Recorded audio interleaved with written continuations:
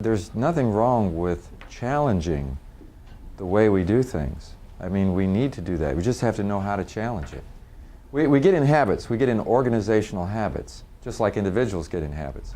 I could ask an individual, I say, why do you do this? And they don't have a good, they try to rationalize, but what the real reason is, because they're in the habit of doing it this way. They've always done it that way. And organizations do the same thing. And for that reason, I think it's really great when new people come in, because they can come in with new eyes, and they can come in with best practices from other hospitals, and they can, and we can start a change. Well, if they won't speak up, then we don't get the benefit of their past experience. And sometimes when they do speak up, we go, oh, you can't change anything around here. I've tried to make changes and nobody listens to you. You know, you might as well just forget it, because nobody around here listens. And we got all these people with all kinds of different attitudes towards things, and I think that sometimes it takes a courage, even if you get shot down with an idea, to continually learn how to make suggestions, positive suggestions on how we can get better. And we just get, hopefully, better and better at that. And yesterday I was sitting with a group of managers, and we were talking about an issue that's like a policy. And you know, I don't know. I'm stupid enough to just ask a dumb question. I say, well, why is that the policy? Because from what you're telling me, it sounds like a bad policy. Well, I say, well, the way it happened is, and then they start going through the history, and it goes back, and well, this person decided this, and this person. I say, well, but neither of those people are here anymore.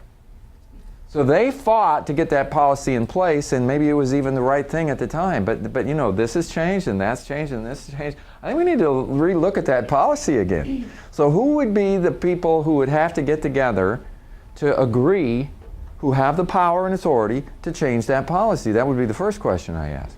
And then I try to find out who could do an intervention. So I had, you know, what I've been doing all week is getting groups of directors in a room and setting up interventions. And I go, so what bothers you about what's going on? They say this and that, and then we get it down to some. So really you believe that if we could change this one thing, it would really help the hospital? Yes, I do. Okay, so why don't you go change it? Well, I don't have the authority to change it. No, that's what I'm not talking about. Who does have the authority? Or so-and-so. Has anybody in this room ever talked to that person? Well, yeah. Okay, so let's structure an intervention. And then when we sit down, we talk about how you could go talk to this person, how you could present it to them, how you could do it in a way that they won't reject you, but they'll listen, and so forth. And interventions don't always work. But if you don't try, nothing's going to change. And I think we are all potential agents of change. Whenever change is going on, we want to make sure that the change is happening, but that we're not shooting ourselves in the foot. And if you're in a situation where you see, oh, this change happened, I'm really concerned about this because we could really have a problem here, well, then get involved and get the communication going and figure out who you need to talk to and work a plan whereby change can happen. When we look at the Serenity Prayer, you don't have to accept everything that's going on in a passive way. There are some things that you can change. And people say, well, I can't change that because I don't have authority. I say, you just don't have wisdom. You know, the wisdom portion of the Serenity Prayer is really important. If you think you can only make a change if you have authority, I am here to tell you that you need a little wisdom here, because that's not the only way things change. Sometimes somebody that you don't have authority over, you can talk to them. If you talk to them the right way, they go, oh, I see what you're talking about. Okay, and then they change it. And you talk to them, and then it changes. You know, if you have the idea that change has to come through force because you're given authority, then you're really limiting yourself.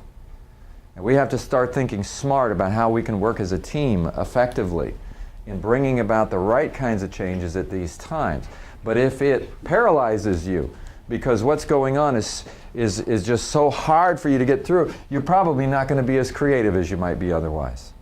And then you miss opportunities.